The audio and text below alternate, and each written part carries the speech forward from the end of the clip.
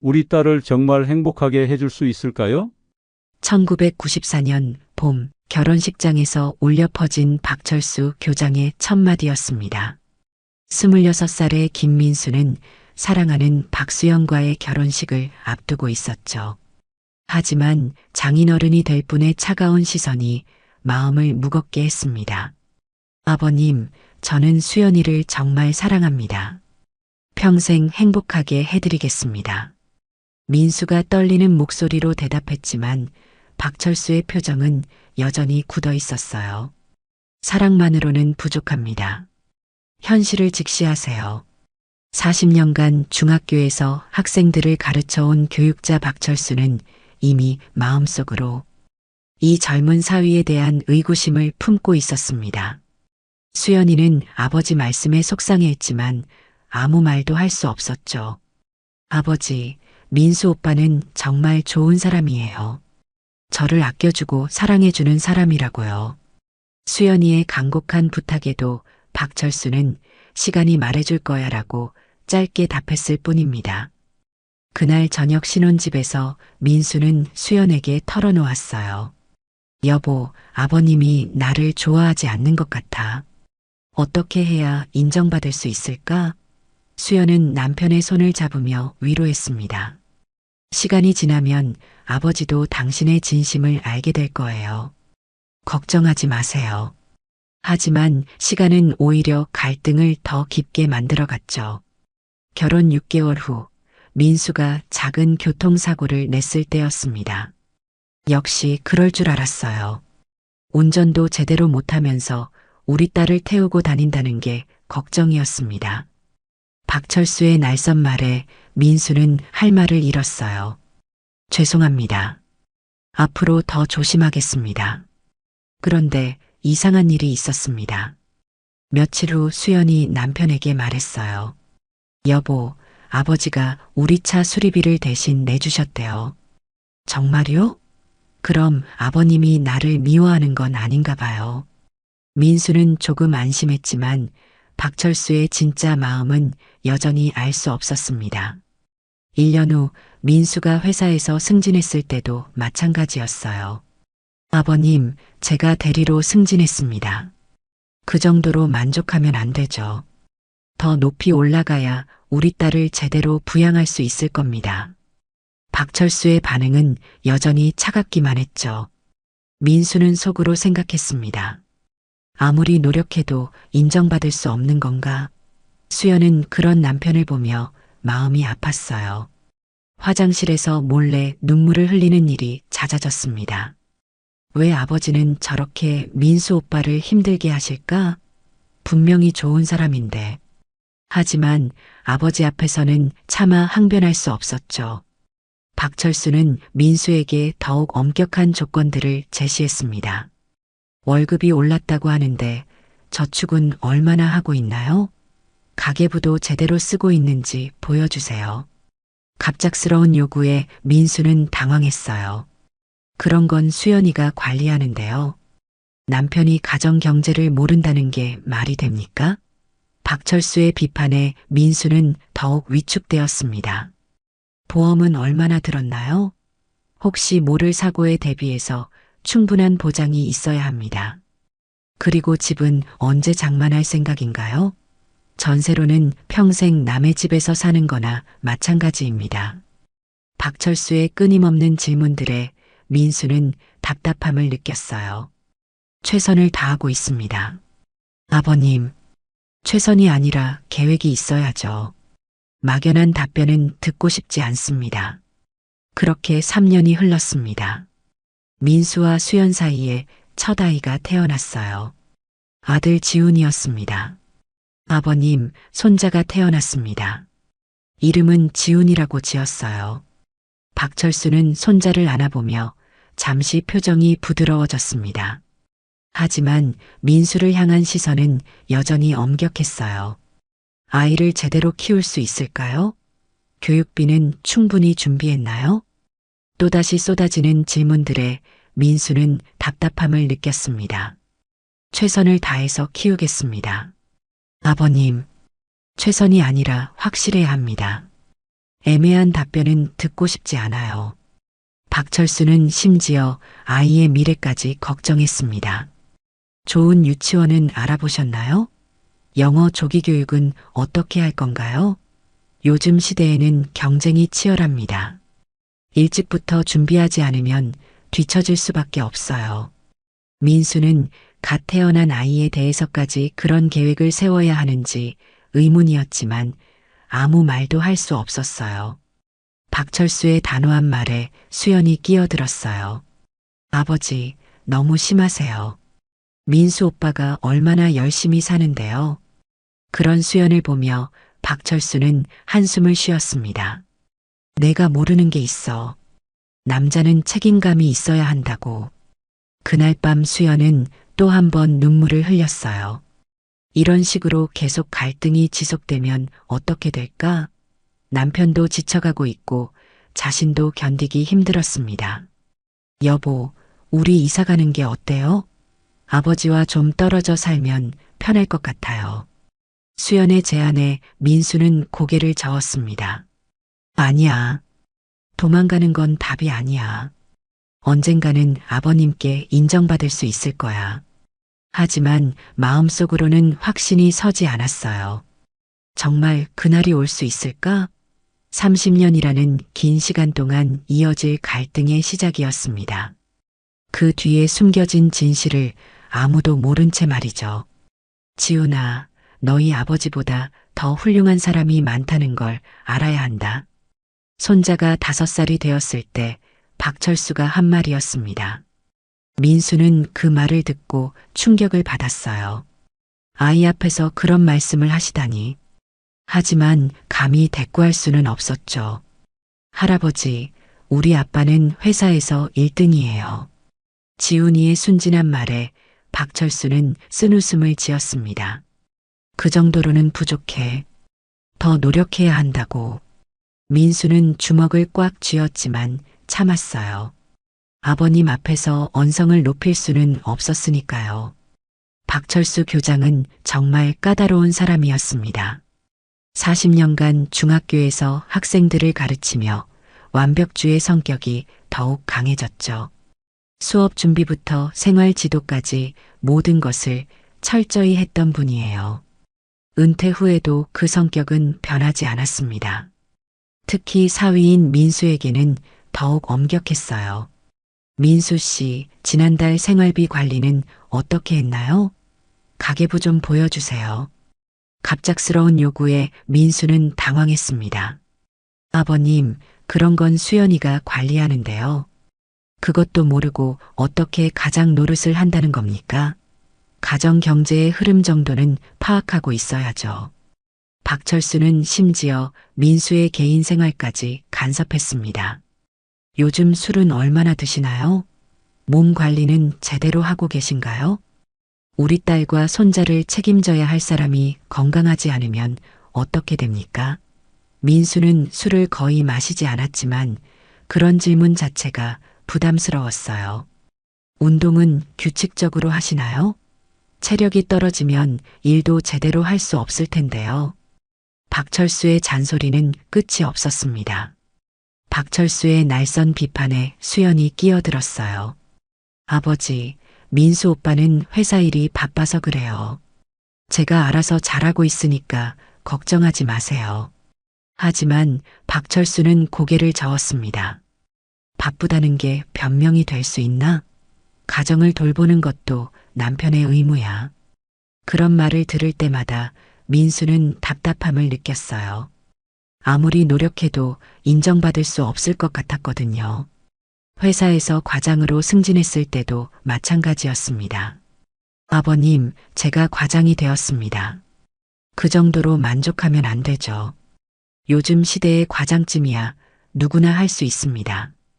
더 높이 올라가야 진짜 성공이라고 할 수 있어요. 박철수는 더 나아가 민수의 능력을 의심하기도 했습니다. 승진한 것도 운이 좋았던 건 아닌가요? 진짜 실력이 있다면 더 빨리 올라갔을 텐데.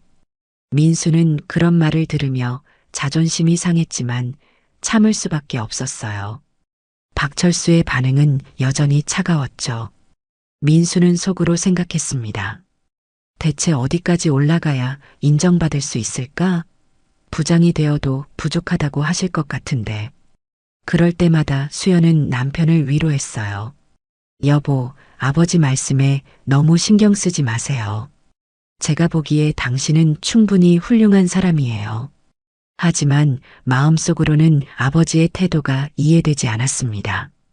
왜 저렇게 민수 오빠를 힘들게 하시는 걸까? 박철수는 민수의 교육 수준까지 문제 삼았습니다. 요즘은 석사 학위 정도는 있어야 하는 것 아닌가요? 회사에서도 학력을 보지 않습니까? 지금이라도 야간 대학원에 다니는 게 어떨까요?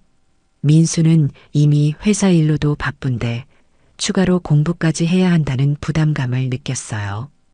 2년 후 둘째 딸 지민이가 태어났어요. 아버님, 손녀가 태어났습니다. 이름은 지민이라고 지었어요. 박철수는 손녀를 안아보며 잠시 미소를 지었습니다. 하지만 곧 진지한 표정으로 변했어요. 아이가 둘이나 되는데 교육비는 어떻게 준비할 건가요? 대학까지 보내려면 엄청난 돈이 필요할 텐데 저축은 얼마나 했나요? 또다시 쏟아지는 질문들에 민수는 당황했습니다. 최선을 다해서 준비하겠습니다. 최선이 아니라 구체적인 계획이 있어야죠. 애매한 답변으로는 아이들의 미래를 보장할 수 없어요. 박철수는 심지어 아이들의 이름까지 트집을 잡았습니다. 지훈, 지민 이런 이름이 요즘 유행하는 이름인가요? 좀 더 특별한 이름을 지어주는 게 어땠을까요? 아이들이 나중에 이름 때문에 놀림받지는 않을까 걱정됩니다. 민수는 이런 말까지 들어야 하나 싶었지만 아무 말도 할 수 없었어요. 박철수의 말에 수연이 끼어들었어요. 아버지, 민수 오빠가 얼마나 열심히 일하는데요. 회사에서도 인정받고 있어요. 그런 게 중요한 게 아니야. 진짜 실력이 있는지가 문제라고. 그날 저녁 민수는 수연에게 털어놓았습니다. 여보, 아버님이 나를 정말 싫어하는 것 같아. 아무리 노력해도 인정받을 수 없을 것 같아서 지쳐가. 수연은 남편의 손을 잡으며 위로했어요. 그런 게 아니에요. 아버지는 원래 그런 성격이세요. 학교에서도 학생들에게 엄격하기로 유명했거든요. 하지만 민수는 확신이 서지 않았습니다. 다른 사람들에게도 저렇게 하실까? 유독 나에게만 그런 것 같은데. 수연도 마음이 복잡했어요. 아버지의 태도를 이해할 수 없었거든요. 분명히 민수는 좋은 사람인데 왜 저렇게 대하시는 걸까? 화장실에서 몰래 눈물을 흘리는 일이 더 잦아졌습니다. 이런 상황이 언제까지 계속될까? 가족이 이렇게 불편한 관계로 지내는 게 맞나? 하지만 아버지께 직접 말씀드릴 용기는 없었어요. 효도하는 딸로서 아버지의 뜻을 거스를 수는 없었으니까요. 박철수는 민수가 선택하는 모든 것에 대해 의견을 달았습니다. 아이들 옷도 너무 비싼 브랜드를 사는 것 같은데요. 알뜰하게 살림하는 법을 배워야 합니다. 음식점에서 밥을 먹을 때도 너무 비싼 메뉴를 시키네요. 검소한 생활을 해야 저축할 수 있습니다. 심지어 민수의 취미 생활까지 문제 삼았어요. 골프 같은 건 돈 있는 사람들이 하는 거 아닌가요? 그럴 여유가 있으면 가족을 위해 저축하세요. 민수는 골프를 거의 치지 않았지만 그런 말을 듣는 것 자체가 기분 나빴어요. 그렇게 갈등은 더욱 깊어져만 갔습니다. 민수 씨 사업한다고 하던데 어떻게 되어 가나요?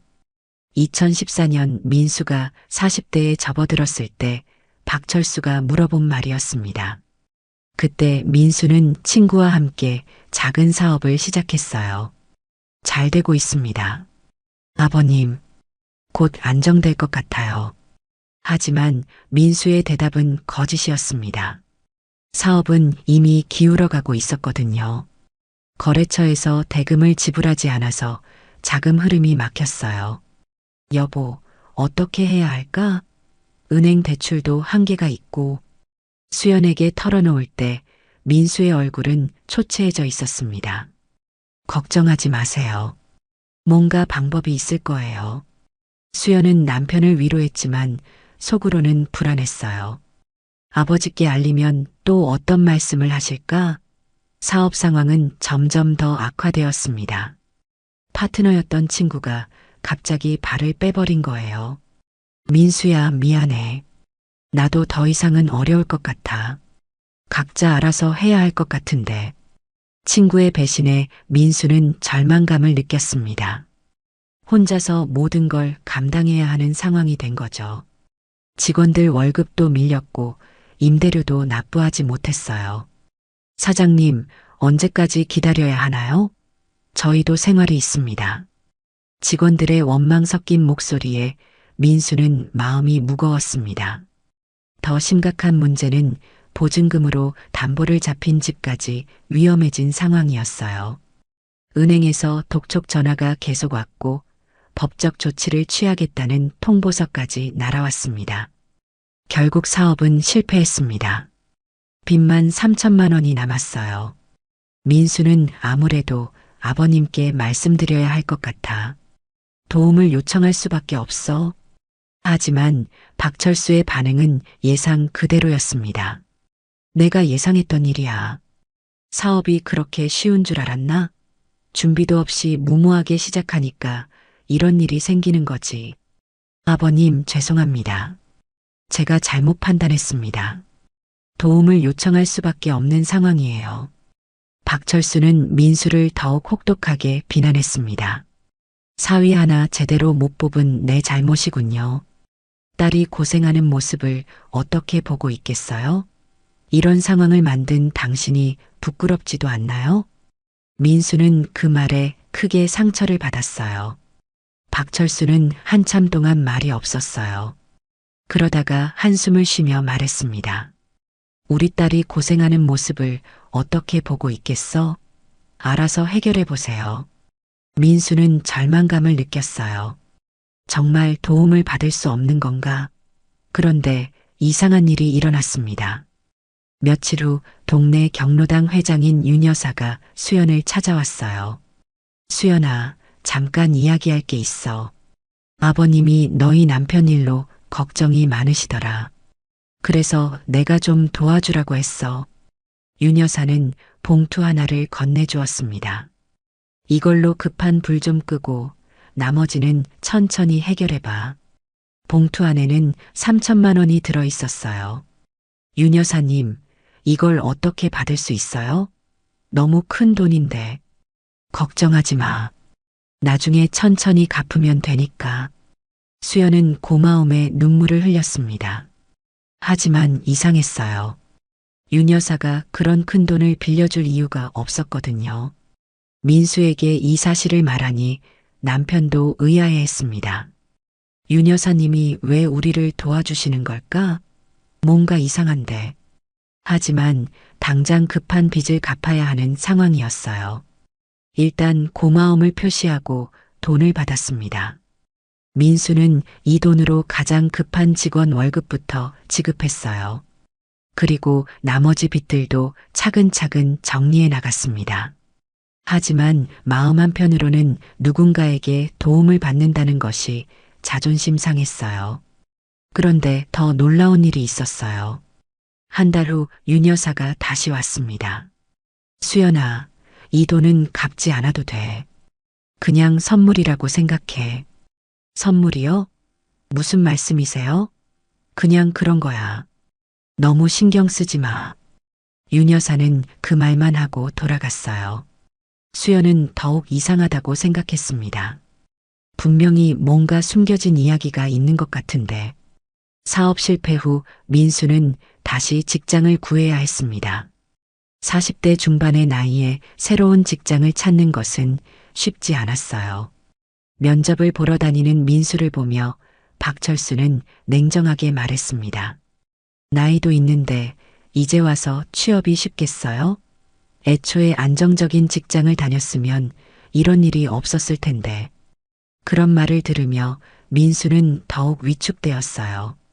하지만 포기할 수는 없었습니다. 가족을 책임져야 했으니까요. 다행히 6개월 만에 새로운 직장을 구할 수 있었어요. 이전보다는 조건이 좋지 않았지만 일단 안정적인 수입을 얻을 수 있게 되었습니다. 2년 후 또 다른 사건이 일어났습니다.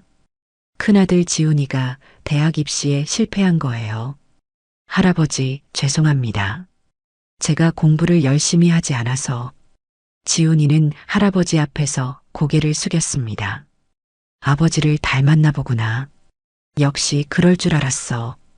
박철수의 차가운 말에 민수는 마음이 아팠어요. 손자에게까지 그런 말을 하시다니. 아버님, 지훈이가 재수하면 될 일입니다. 너무 심하게 말씀하지 마세요.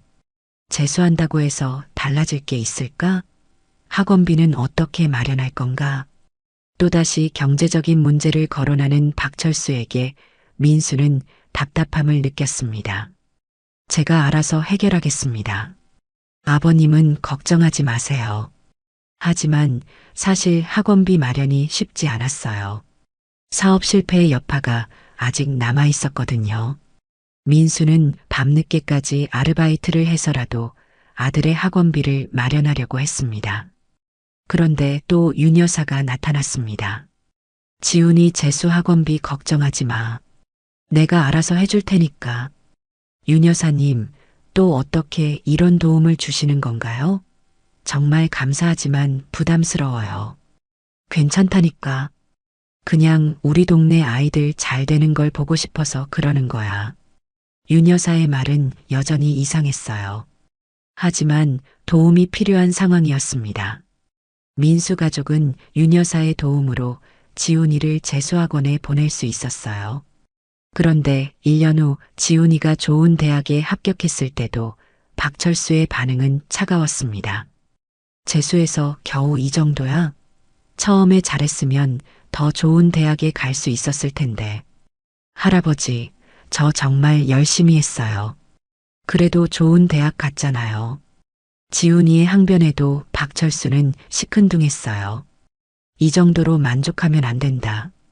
더 높은 목표를 세워야 해. 민수는 이런 아버지의 모습을 보며 한숨을 쉬었습니다. 아들까지 이렇게 대하시다니. 정말 언제까지 이런 식으로 살아야 할까? 수연도 아버지의 태도에 지쳐가고 있었어요. 왜 가족들을 이렇게 힘들게 하시는 걸까? 분명히 마음속으로는 걱정하실 텐데. 그때 또 다른 위기가 찾아왔습니다. 민수가 다니던 회사가 구조조정을 단행한 거예요. 40대 이상 직원들을 대상으로 명예퇴직을 권고했습니다. 여보, 어떡하죠? 이 나이에 또 직장을 잃으면. 수연은 남편을 걱정했지만 민수는 오히려 담담했어요. 괜찮아. 이번에는 더 좋은 기회를 찾아볼 거야. 하지만 박철수는 이 소식을 듣고 크게 화를 냈습니다. 역시 그럴 줄 알았어요. 안정성이 없는 직장을 다니니까 이런 일이 생기는 거야. 이제 어떻게 할 건가요? 하지만 놀랍게도 민수는 더 좋은 조건의 직장을 찾았어요. 이전보다 연봉도 높고 복지도 좋은 회사였습니다. 그런데 박철수의 반응은 예상과 달랐어요. 정말요? 다행이네요. 하지만 곧 다시 냉정한 모습으로 돌아왔습니다. 그런데 그 회사는 얼마나 안정적인가요? 또 구조조정 같은 일이 일어나지 않을까 걱정되는데요. 그런 식으로 민수 가족의 어려운 순간마다 윤 여사의 도움이 있었습니다. 하지만 그 진실을 아무도 알지 못했습니다. 아버지, 병원에 가셔야 해요. 얼굴색이 너무 안 좋아 보여요. 2024년 가을, 수연이 아버지 박철수를 걱정하며 한 말이었습니다. 84세의 박철수는 최근 들어 자주 숨이 차고 가슴이 답답하다고 했어요. 괜찮다. 나이가 들면 다 그런 거야. 병원에 갈 필요 없어. 하지만 박철수의 고집에도 불구하고 증상은 계속 악화되었습니다. 어느 날 저녁 갑작스럽게 쓰러진 거예요. 아버지, 수연이 비명을 지르며 달려갔습니다. 박철수는 가슴을 움켜쥐며 고통스러워했어요. 119에 신고해. 빨리. 민수가 재빨리 신고했고 곧 구급차가 도착했습니다. 병원으로 가는 길에 수연은 아버지의 손을 꼭 잡았어요. 아버지, 괜찮으실 거예요. 힘내세요. 박철수는 의식이 흐릿한 상태였지만 딸의 목소리를 들었습니다. 수연아, 미안하다. 그동안 너희들을 너무 힘들게 했구나. 아버지, 무슨 말씀이세요?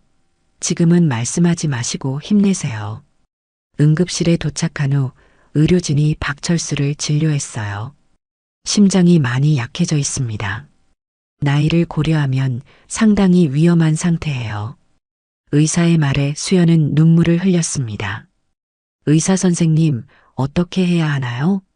치료하면 괜찮아지실 수 있나요? 최선을 다해보겠지만 장담할 수는 없습니다. 각오는 하고 계시는 게 좋겠어요. 민수는 아내를 안아주며 위로했습니다. 걱정하지 마. 아버님은 강한 분이야. 이겨내실 거야. 하지만 속으로는 불안했어요. 혹시 아버님과 화해할 기회도 없이 이별해야 하는 건 아닐까? 지훈이와 지민이도 병원으로 달려왔습니다. 할아버지 괜찮으세요? 지민이가 할아버지의 손을 잡으며 걱정스러운 표정을 지었어요. 할아버지, 빨리 나으셔야 해요.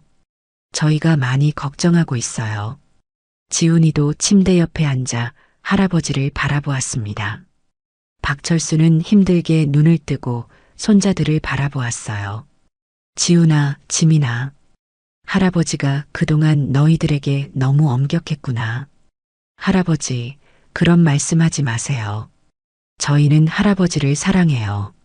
지민이의 말에 박철수는 미소를 지었습니다. 고맙다.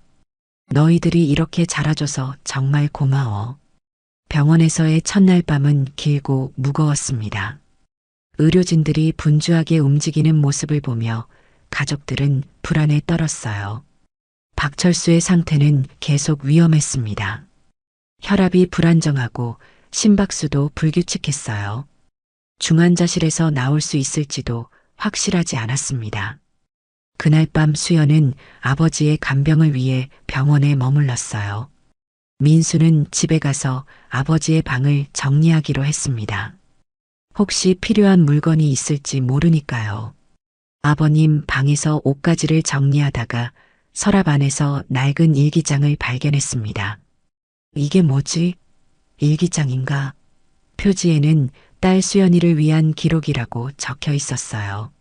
민수는 호기심이 생겼습니다. 아버님이 수연이를 위해 일기를 쓰셨나? 하지만 남의 일기를 함부로 볼 수는 없었어요. 수연이한테 물어봐야겠다. 박철수의 방에는 다른 물건들도 많이 있었습니다. 오래된 사진첩들, 학교에서 받은 상장들, 그리고 수연이와 민수의 결혼 사진까지 소중하게 보관되어 있었어요. 민수는 그런 모습을 보며 복잡한 마음이 들었습니다. 아버님이 저희를 이렇게 생각하고 계셨다니. 다음 날 아침 병원에서 수연에게 일기장을 보여주었습니다. 여보, 아버님 방에서 이걸 발견했어. 내 이름이 적혀 있던데. 아버지가 저를 위해 일기를 쓰셨나 봐요. 한번 봐도 될까요? 수연이 일기의 첫 페이지를 펼쳤습니다. 그런데 거기에는 예상치 못한 내용이 적혀 있었어요. 1994년 3월 15일 딸의 결혼식 날. 수연은 눈을 크게 뜨고 민수를 바라보았습니다. 여보, 이거 우리 결혼식 날짜예요. 아버지가 그날부터 일기를 쓰셨나 봐요. 민수도 궁금해했습니다. 뭐라고 적혀 있어? 수연이 일기를 읽기 시작했는데 표정이 점점 놀라운 모습으로 변해갔어요. 여보, 이거 정말 놀라운 내용이 적혀 있어요. 아버지의 진짜 마음이 여기 있어요. 민수는 더욱 궁금해졌습니다. 무슨 내용인데? 수연은 떨리는 목소리로 일기의 내용을 읽어주기 시작했어요. 30년간 숨겨졌던 진실이 마침내 드러나는 순간이었습니다. 그때 간호사가 들어와서 말했어요. 환자분 상태가 조금 안정되었습니다. 하지만 아직 위험한 상황이니까 계속 지켜봐야 할 것 같아요. 수연과 민수는 안도의 한숨을 쉬었지만 여전히 불안했어요. 아버지가 깨어나시면 이 일기장에 대해 말씀드려야 할까? 30년간 숨겨온 비밀이 드러나는 것을 아버지는 어떻게 받아들이실까? 하지만 이제는 진실을 마주할 때가 온 것 같았습니다. 사위를 보니 젊은 시절의 내가 보인다. 수연이 떨리는 목소리로 일기를 읽어주었습니다. 그때의 나는 너무 안일했다. 아내를 제대로 돌보지 못해 폐암으로 일찍 보내고 말았다. 민수는 깜짝 놀랐어요. 아버님이 그런 생각을 하고 계셨다고? 수연도 충격을 받았습니다. 아버지가 엄마 돌아가신 걸 자기 탓이라고 생각하고 계셨다니. 딸만큼은 그런 고생을 시키고 싶지 않다. 사위가 더 단단해져야 한다. 일기의 내용은 계속 이어졌어요. 민수는 할 말을 잃었습니다. 그럼 아버님이 나를 미워하신 게 아니라 걱정하신 거였나? 수연은 눈물을 흘리며 다음 페이지를 넘겼어요. 1994년 4월 20일 사위가 교통사고를 냈다고 한다. 역시 내 걱정이 맞았다. 하지만 다치지 않아서 다행이다. 수연이가 상처받을까봐 차 수리비는 내가 몰래 대신 내주었다. 여보, 기억나요? 그때 아버지가 차 수리비를 내주셨던 거. 민수는 고개를 끄덕였습니다. 그래, 기억나. 그런데 아버님이 몰래 도와주신 거였구나. 일기에는 더 놀라운 내용들이 적혀 있었어요. 1995년 8월 3일 사위가 승진했다고 기뻐한다. 하지만 더 높이 올라가야 우리 딸을 안정적으로 부양할 수 있을 것이다. 격려보다는 채찍이 필요한 시기다. 사위의 성격상 너무 만족해버리면 안주할 가능성이 있다. 수연은 아버지의 진심을 알게 되어 복잡한 마음이었어요. 아버지 나름대로는 저희를 걱정해서 그런 말씀을 하신 거였네요. 민수도 마음이 복잡했습니다. 30년 동안 미움받는다고 생각했는데 1996년 5월 15일 손자 지훈이가 태어났다. 수연이가 순산해서 정말 다행이다.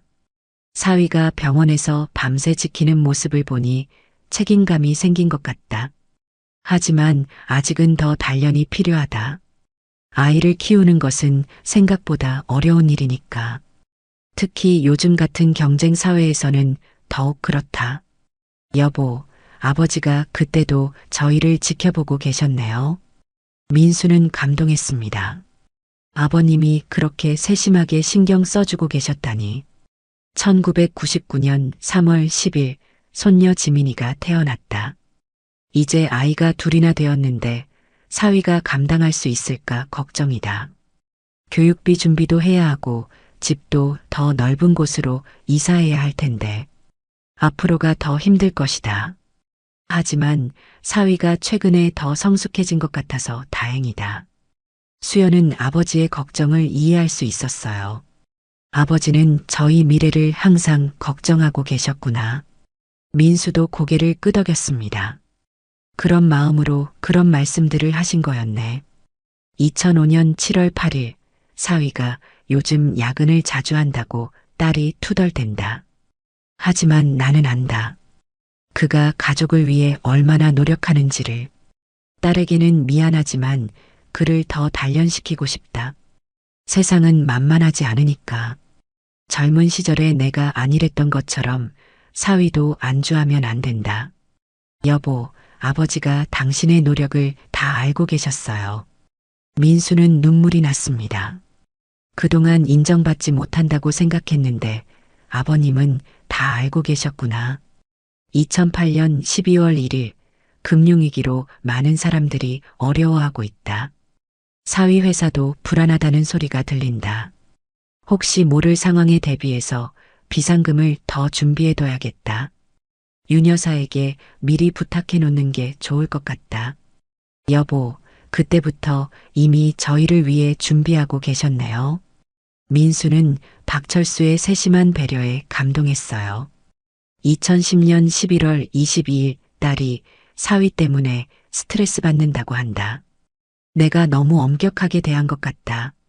하지만 이 정도는 견뎌야 진짜 어려움이 왔을 때 버틸 수 있다. 사위도 이제 40대인데 더 강해져야 한다.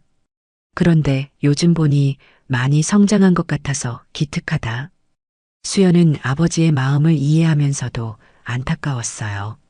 아버지, 그런 마음이셨다면 좀 더 따뜻하게 말씀해 주시지. 저희가 얼마나 힘들어 했는데. 하지만 박철수는 자신만의 방식으로 가족을 사랑하고 있었습니다. 2014년 9월 5일 사위가 사업에 실패했다고 한다. 역시 내가 걱정했던 일이 일어났다. 하지만 딸이 고생하는 모습을 어떻게 보고 있겠는가. 윤 여사에게 부탁해서 도움을 주기로 했다. 사위에게는 절대 말하지 말라고 했다. 자존심 상할 것 같아서. 민수는 깜짝 놀랐어요. 그럼 그때 윤 여사님이 도와주신 돈이 아버님 돈이었다는 거예요? 수연도 놀랐습니다. 아버지가 저희를 몰래 도와주고 계셨던 거였어요. 2016년 12월 18일 지훈이가 재수학원에 다닌다고 한다. 학원비가 만만치 않을 텐데 사위가 부담스러워할 것 같다. 역시 윤 여사를 통해서 도움을 주기로 했다. 손자가 좋은 대학에 가서 떳떳하게 살았으면 좋겠다. 사위도 많이 힘들어하는 것 같은데 이런 식으로라도 도와주고 싶다. 여보, 지훈이 학원비도 할아버지가 대신 내주신 거였어요. 민수는 감격했습니다. 아버님이 그렇게까지 저희를 챙겨주고 계셨다니. 2018년 3월 25일 지민이가 교사가 되고 싶다고 한다. 임용시험 준비가 쉽지 않을 텐데 과외비도 많이 들 것 같다. 이것도 윤 여사에게 부탁해야겠다. 손녀가 꿈을 이뤘으면 좋겠다. 요즘 사위를 보니 정말 든든한 가장이 된 것 같아서 기쁘다. 지민이 과외비까지요? 수연은 아버지의 숨겨진 사랑에 눈물을 흘렸습니다. 민수도 마음이 벅찼어요.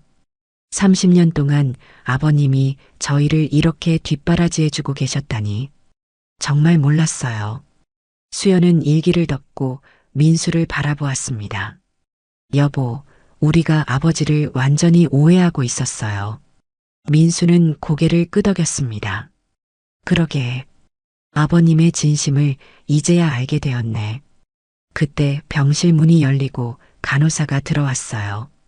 환자분이 깨어나셨습니다. 잠깐 면회하셔도 될 것 같아요. 수연과 민수는 일기장을 들고 박철수의 병실로 들어갔습니다. 아버지, 깨어나셨어요? 수연이 조심스럽게 다가가며 박철수의 손을 잡았습니다. 박철수는 힘없이 눈을 뜨고 딸을 바라보았어요. 수연아, 여기가 어디냐? 병원이에요. 아버지가 갑자기 쓰러지셔서. 박철수는 천천히 주변을 둘러보다가 민수를 발견했습니다. 민수도 왔구나. 미안하다. 폐를 끼쳐서.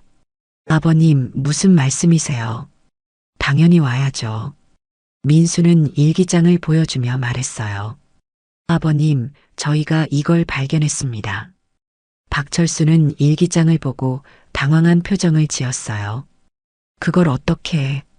아버지, 30년 동안 저희를 위해 일기를 써오셨군요. 수연의 말에 박철수는 고개를 돌렸습니다. 그런 건 중요하지 않다. 하지만 민수는 알고 싶었어요. 아버님, 그동안 윤 여사님을 통해서 저희를 도와주신 게 사실인가요? 박철수는 한참 침묵하다가 대답했습니다. 그런 걸 알아서 뭐 하겠어? 아버님, 제가 그동안 오해하고 있었어요. 아버님이 저를 미워하시는 줄 알았는데. 민수의 말에 박철수는 쓴웃음을 지었어요. 미워할 이유가 뭐가 있어? 다만 걱정이 되어서 그랬을 뿐이야. 그때 윤 여사가 병실에 들어왔습니다. 철수야, 깨어났구나. 얼마나 걱정했는지 몰라. 윤 여사님 와주셔서 고맙습니다. 수연이 인사했지만 윤 여사는 미안한 표정을 지었어요. 수연아, 미안해. 그동안 너희 아버지 부탁으로 비밀을 지켜왔는데 이제 다 말해야겠구나. 민수는 윤 여사에게 물어보았습니다. 그럼 그동안 저희를 도와주신 돈이 정말 아버님 돈이었나요? 윤 여사는 고개를 끄덕였어요. 맞아. 내 사업 실패했을 때 지훈이 학원비, 지민이 과외비까지 모두 너희 아버지가 준 거야. 아니, 그것만이 아니라 수연이가 수술 받을 때, 병원비, 집 보증금 부족할 때, 도움, 심지어 아이들 생일 선물까지 전부 다 너희 아버지가 마련한 거였어. 박철수는 윤 여사를 말렸습니다. 이제 와서 그런 얘기할 필요 없어. 하지만 윤 여사는 계속 말했어요. 너희 아버지가 얼마나 걱정했는지 몰라. 매일 경로당에 와서 너희 이야기만 했거든. 민수가 야근한다고 하면 몸이 안 좋을까봐 걱정하고 아이들이 공부 못한다고 하면 어떻게 도와줄까 고민하고 심지어 수연이가 감기 걸렸다는 소리만 들어도 밤잠을 못 잤어. 수연은 눈물을 흘렸습니다. 아버지, 그런 마음이셨다면 왜 그렇게 차갑게 대하셨어요? 박철수는 한숨을 쉬었어요. 내가 표현을 잘못했나 보구나. 하지만 세상이 만만하지 않으니까 더 강해지라는 뜻이었어. 윤 여사가 거들었습니다. 내 아버지는 원래 그런 분이야. 학교에서도 학생들을 사랑하지만 엄하게 가르쳤거든. 마음으로는 걱정하면서도 겉으로는 냉정하게 대하는 스타일이지. 그런데 진짜로는 항상 내 가족 걱정만 하고 있었어. 윤 여사는 더 구체적인 이야기를 들려주었어요. 너희 아버지가 매주 시장에 가서 수연이가 좋아하는 반찬 재료를 사다가 우리 집에 맡겨뒀거든. 그리고는 내가 만들어서 가져다 주라고 했어. 딸이 힘들까봐 직접 가져다 주고 싶어도 괜히 간섭한다고 할까봐 그런 식으로 도움을 준 거야. 민수는 이제야 이해할 수 있었어요. 아버님만의 사랑 표현 방식이었구나. 아버님, 그동안 정말 죄송했습니다. 제가 아버님의 마음을 몰랐어요. 박철수는 민수의 손을 잡았습니다. 미안해. 내가 너무 엄격했나 보다. 하지만 내가 우리 딸을 잘 돌봐주는 걸 보니까 안심이 된다. 윤 여사는 계속해서 숨겨진 이야기들을 털어놓았어요. 지훈이가 대학 입시 준비할 때도 너희 아버지가 얼마나 신경 썼는지 몰라. 좋은 참고서는 뭔지, 학원은 어디가 좋은지 온종일 알아보더라고. 그리고 지민이가 교사 되고 싶다고 했을 때는 정말 기뻐했어. 교육자인 자신과 같은 길을 걸으려고 한다면서. 수연도 아버지의 다른 손을 잡았어요. 아버지, 저희가 몰라서 죄송해요. 그동안 얼마나 속상하셨을까요? 괜찮다. 이제 다 지난 일이야. 윤 여사가 미소를 지으며 말했습니다. 이제야 진짜 가족이 된 것 같네. 그동안 내가 중간에서 얼마나 답답했는지 몰라. 너희 아버지가 매번 고민하는 모습을 봐야 했으니까. 박철수가 윤 여사에게 고마움을 표했어요. 고마워. 그동안 내 부탁을 들어줘서 너 아니었으면 어떻게 했을까? 당연한 일이지 뭐. 우리가 얼마나 오랜 친구인데. 하지만 이제는 직접 말하세요. 숨어서 도움 주지 말고. 윤 여사는 더 놀라운 사실을 알려주었어요. 너희 아버지가 은행에 가서 너희 이름으로 적금도 넣어뒀어. 매달 50만 원씩 10년 넘게. 나중에 집 살 때 보태라고. 그것도 비밀로 해달라고 하더라고. 정말요? 민수와 수연은 깜짝 놀랐습니다. 그런 것까지 해주고 계셨다니. 아버지, 정말 감사해요. 그런 마음이었는지 전혀 몰랐어요. 박철수는 부끄러운 듯 고개를 돌렸어요. 당연한 일이었어. 딸과 사위, 손자들을 위해서. 윤 여사가 계속 이야기했습니다. 그리고 너희가 이사할 때마다 이삿짐 센터 비용도 너희 아버지가 냈어. 집들이 음식도 내가 준비했지만 재료비는 모두 너희 아버지가 댔고 심지어 아이들 옷도 너희 아버지가 사서 우리 집에 맡겨뒀다가 내가 선물한 것처럼 전해준 적이 한두 번이 아니야. 민수는 박철수에게 사과했습니다. 아버님, 제가 그동안 서운해했던 것 용서해 주세요. 아버님의 진심을 알았더라면 더 열심히 살았을 텐데. 내가 이미 충분히 열심히 살고 있어. 나도 그걸 알고 있었거든. 박철수의 말에 민수는 감동했어요. 앞으로는 더 잘하겠습니다. 아버님의 마음에 보답하도록 노력할게요. 수연은 아버지와 남편이 화해하는 모습을 보며 기뻤습니다. 드디어 진짜 가족이 된 기분이었어요. 아버지, 빨리 나으셔서 집에 가요. 이제부터는 정말 가족답게 지내요. 박철수는 미소를 지었습니다. 고맙다. 너희들이 이렇게 이해해줘서. 윤 여사가 일어서며 말했어요. 이제 나는 갈게. 너희 가족끼리 시간을 가져봐. 그동안 할 말이 많았을 텐데. 윤 여사님, 정말 고맙습니다. 그동안 저희를 도와주셔서. 민수가 깊이 인사했습니다. 윤 여사는 손을 흔들며 나갔어요. 병실에는 진짜 가족의 따뜻함이 흘렀습니다. 30년 만에 처음으로요. 아버지, 일기에 더 많은 내용이 있어요. 수연이 일기장의 뒷부분을 펼쳐 보였습니다. 박철수는 약간 당황한 표정을 지었어요. 그건 읽지 않아도 돼. 중요한 내용이 아니니까. 하지만 민수는 궁금했습니다. 아버님, 저희가 알아야 할 내용 아닌가요? 박철수는 한숨을 쉬며 허락했어요. 그럼 읽어봐라. 어차피 다 알게 될 텐데. 수연이 최근 날짜의 일기를 읽기 시작했습니다.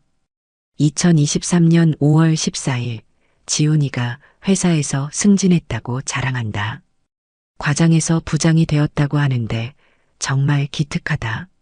사위가 아들을 잘 키워준 덕분이다. 나보다 훨씬 좋은 아버지가 되었다. 사위를 보면 젊은 시절에 내가 부끄러워진다. 할아버지, 아버지를 인정해주고 계셨네요. 지훈이가 할아버지를 보며 미소 지었습니다. 박철수도 손자를 보며 고개를 끄덕였어요. 내가 열심히 한 결과야. 할아버지가 자랑스럽다. 수연이 계속 읽어주었습니다.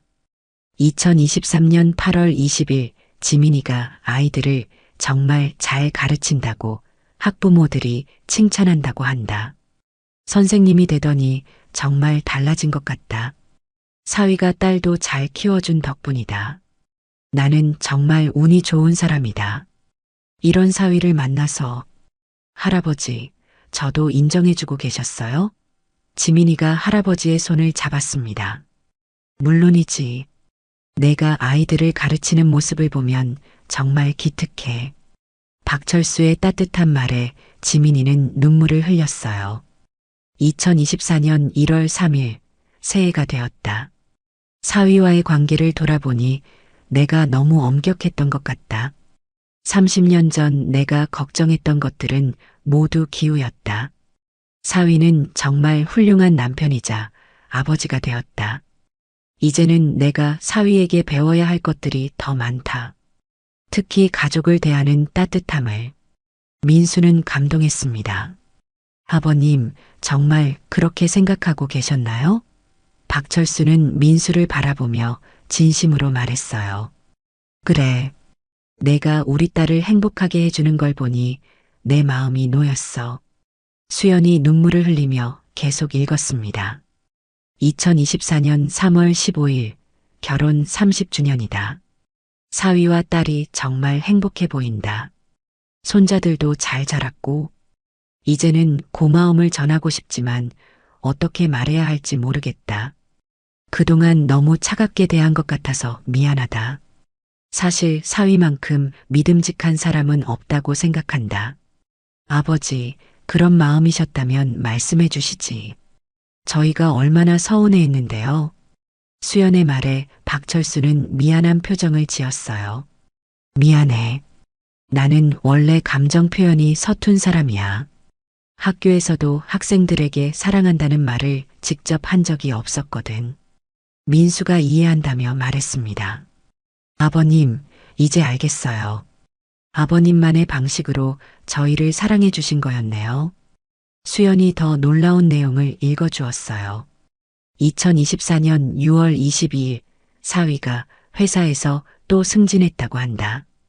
이제 임원이 되었다고 하는데 정말 자랑스럽다. 내가 처음에 사위를 걱정했던 것이 얼마나 부질없었는지 모르겠다. 사위는 나보다 훨씬 뛰어난 사람이었다. 그동안 인정하지 않은 내가 부끄럽다. 여보, 아버지가 당신을 이렇게 높이 평가하고 계셨어요. 민수는 또다시 눈물을 흘렸습니다. 수연이 마지막 일기를 읽어주었어요. 2024년 9월 28일, 요즘 몸이 많이 안 좋다. 혹시 얼마 남지 않았을까봐 걱정이다. 사위에게 한번 제대로 된 이야기를 하고 싶다. 그동안 고마웠다고, 미안했다고 말하고 싶다. 우리 딸을 정말 잘 돌봐줘서 고맙다고. 나같이 까다로운 장인어른을 그동안 참아줘서 고맙다고. 그리고 앞으로도 우리 가족을 부탁한다고 말하고 싶다. 박철수는 눈물을 흘렸습니다. 민수도 울먹이며 말했어요. 아버님, 저야말로 감사합니다. 그동안 몰래 저희를 도와주시고 걱정해 주셔서 정말 죄송하고 고맙습니다. 박철수가 민수의 손을 꼭 잡았어요. 고맙다. 정말 고마워. 내가 우리 딸을 행복하게 해줘서. 수연은 아버지와 남편이 진심으로 화해하는 모습을 보며 기뻤습니다. 드디어 진짜 가족이 되었어요. 지훈이와 지민이도 감동했어요. 할아버지, 아버지, 이제 정말 화해하신 거죠? 그래. 이제부터는 진짜 가족으로 지내자. 박철수가 손자들을 바라보며 말했습니다. 할아버지도 앞으로는 좀 더 따뜻하게 대할게. 그동안 너무 엄격했지? 괜찮아요, 할아버지. 저희는 할아버지를 사랑해요. 지민이의 말에 박철수는 미소를 지었어요. 고맙다. 너희들이 이렇게 자라줘서 정말 고마워. 민수가 박철수에게 약속했습니다. 아버님, 앞으로 더 잘하겠습니다. 아버님의 사랑에 보답하도록 열심히 살게요. 이미 충분히 잘하고 있어. 더 이상 무리하지 마. 박철수의 따뜻한 말에 민수는 30년 만에 처음으로 장인어른의 진심을 느꼈습니다. 수연도 행복했어요. 이제야 진짜 가족이 된 기분이었거든요. 아버지, 빨리 나으셔서 함께 시간을 많이 보내요. 그래. 이제부터는 가족답게 지내자. 박철수는 가족들을 바라보며 행복한 미소를 지었습니다. 지금까지의 오해가 완전히 풀린 순간이었어요. 그런데 박철수는 더 놀라운 고백을 했습니다. 사실 나에게는 더 큰 후회가 있어. 너희 어머니를 일찍 보낸 건 말이야. 그래서 수연이만큼은 절대 그런 고생을 시키고 싶지 않았어. 사위가 더 강해져야 한다고 생각했던 거야. 아버지. 수연이 아버지의 마음을 이해했어요. 그래서 그렇게 엄격하셨던 거구나. 미안해. 내 방식이 틀렸나 보다. 하지만 마음만은 진심이었어. 박철수의 진심 어린 사과에 온 가족이 눈물을 흘렸습니다. 아버님, 오늘 기분이 어떠세요? 일주일 후 민수가 병실을 찾아와 박철수에게 물어보았습니다. 많이 좋아졌어. 너희들과 화해하고 나니까 마음이 편해졌거든. 박철수는 민수를 보며 미소를 지었어요. 그동안 마음에 짐이 많았는데 이제야 내려놓을 수 있을 것 같아. 아버님, 퇴원하시면 저희 집에서 함께 지내시는 게 어때요? 민수의 제안에 박철수는 고개를 저었습니다. 고맙지만 내 집이 편해. 대신 자주 놀러 갈게. 수연이 아버지에게 말했어요. 아버지, 앞으로는 무슨 일이 있으면 꼭 말씀해 주세요. 혼자 끙끙 앓지 마시고요. 그래, 알겠다. 앞으로는 솔직하게 이야기할게. 박철수도 변하려고 노력하고 있었습니다. 지훈이와 지민이도 할아버지를 자주 찾아왔어요. 할아버지, 퇴원하시면 맛있는 거 해드릴게요. 지민이의 말에 박철수는 기뻤습니다. 고맙다. 할아버지가 좋아하는 음식 만들어줘. 할아버지, 저도 자주 놀러 올게요. 회사 일 끝나면 바로 오겠어요. 지훈이의 약속에도 박철수는 만족스러워했어요. 그래. 손자들이 자주 와줘서 고마워. 한 달 후 박철수는 무사히 퇴원했습니다. 가족들이 모두 마중을 나왔어요. 아버님, 축하드려요. 정말 다행이에요. 민수가 휠체어를 밀어주며 말했습니다. 고맙다. 너희들 덕분에 힘이 났어. 박철수는 진심으로 고마워했어요. 집에 도착한 후 가족들이 모여 앉았습니다. 아버지, 이제 정말 건강하게 지내세요. 저희가 자주 찾아뵐게요. 수연의 말에 박철수는 고개를 끄덕였어요. 그래. 이제부터는 진짜 가족으로 지내자. 민수가 박철수에게 감사 인사를 했습니다. 아버님, 그동안 몰래 저희를 도와주셔서 정말 고맙습니다. 앞으로 저도 아버님께 효도하겠습니다. 효도는 무슨? 내가 우리 딸을 행복하게 해주는 게 최고의 효도야. 박철수의 말에 모든 가족이 웃었어요. 그날부터 민수 가족은 매주 박철수를 찾아뵈었습니다. 진짜 가족의 시간을 보내기 시작한 거죠. 할아버지, 오늘은 뭐 하고 싶으세요? 지민이가 할아버지에게 물어보았어요. 너희들과 함께 있는 것만으로도 충분해. 박철수는 손녀를 보며 행복해했습니다. 할아버지, 저 회사에서 또 칭찬받았어요. 지훈이가 자랑스럽게 말했어요. 정말? 우리 지훈이 최고야. 할아버지가 자랑스럽다. 박철수는 손자를 격려해 주었습니다. 박철수는 이제 완전히 다른 사람이 되어 있었어요. 예전처럼 엄격하고 냉정한 모습은 찾아볼 수 없었습니다. 대신 따뜻하고 자상한 할아버지, 장인어른의 모습을 보여주었죠. 민수야, 요즘 회사 일은 어때? 힘들지 않아? 박철수가 민수를 걱정하며 물어보았어요. 괜찮습니다. 아버님, 일이 재미있어서 힘든 줄도 모르겠어요. 그래도 몸 조심해.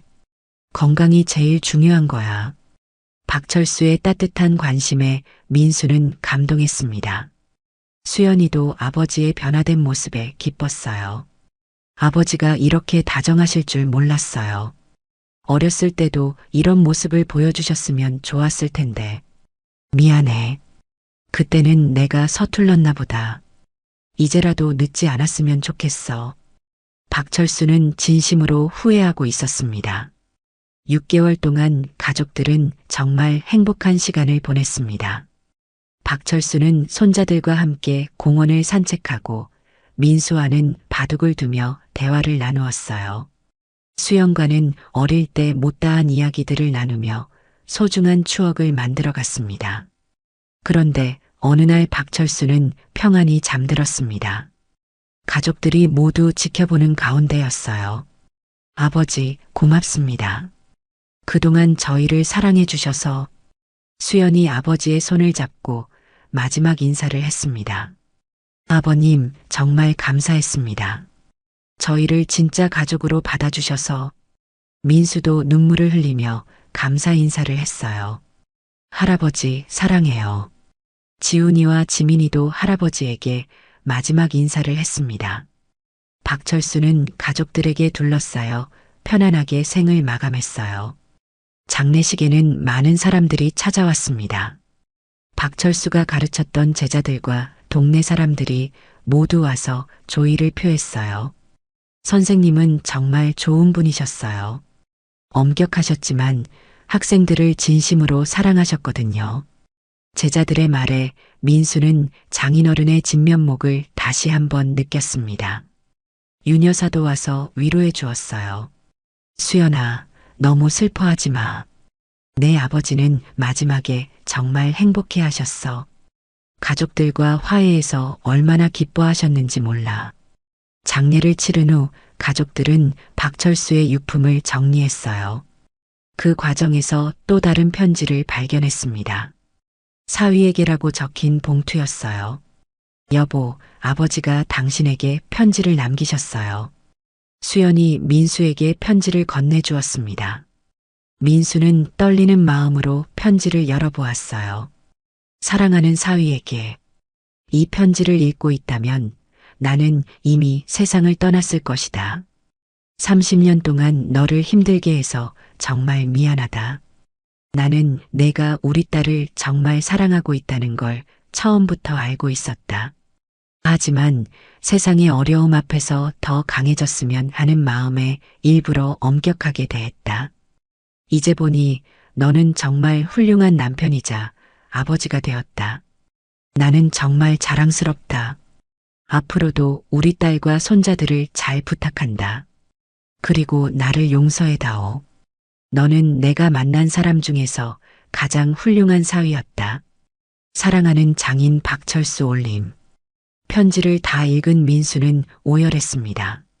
아버님, 정말 죄송합니다. 제가 아버님의 마음을 몰랐어요. 수연도 남편을 안아주며 함께 울었어요. 1년이 지난 후 민수 가족은 매주 박철수의 묘소를 찾았습니다. 아버님, 안녕하세요. 저희 모두 건강하게 잘 지내고 있어요. 민수가 묘비 앞에서 근황을 전했어요. 지훈이는 또 승진했고 지민이는 학생들을 정말 잘 가르치고 있어요. 수연도 건강하고요.